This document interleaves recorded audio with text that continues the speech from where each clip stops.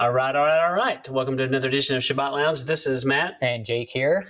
We're coming to you with a little bit of scripture today, and so we're going to read Romans 1:18 through 32.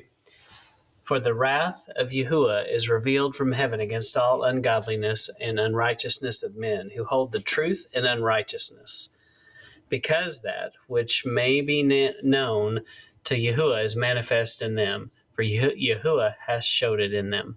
For the invisible things of him from the creation of the world are clearly seen, being understood by the things that are made, even his eternal power and Godhead, so that they are without excuse.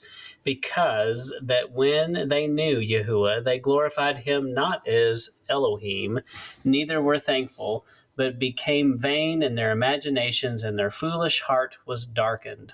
Professing themselves to be wise, they became fools, and changed the glory of an uncorruptible Elohim or uncorruptible Yahuwah into an image made like to corruptible man, and to birds and four-footed beasts and creeping things. Wherefore Elohim also gave them up to uncleanness through the lusts of their own hearts, to dishonor their own bodies between themselves, who changed the truth of Elohim into a lie, and worshipped and served the creature more than the Creator, who is blessed forever. Amen.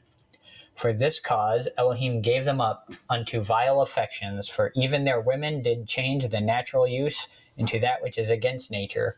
And likewise also the men, leaving the natural use of the woman, burned in their lust one toward another, men with men, working that which is unseemly, and receiving in themselves that recompense of their error which was meet.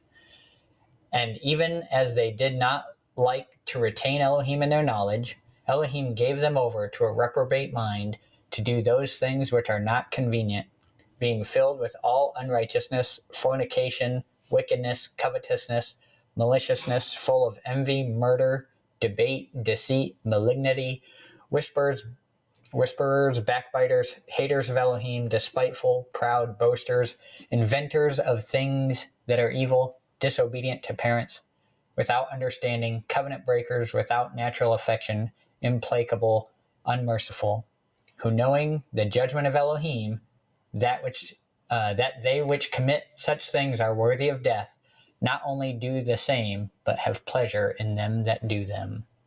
So, Jake, do we see this in the world today? The question is, do the listeners see this in the world today?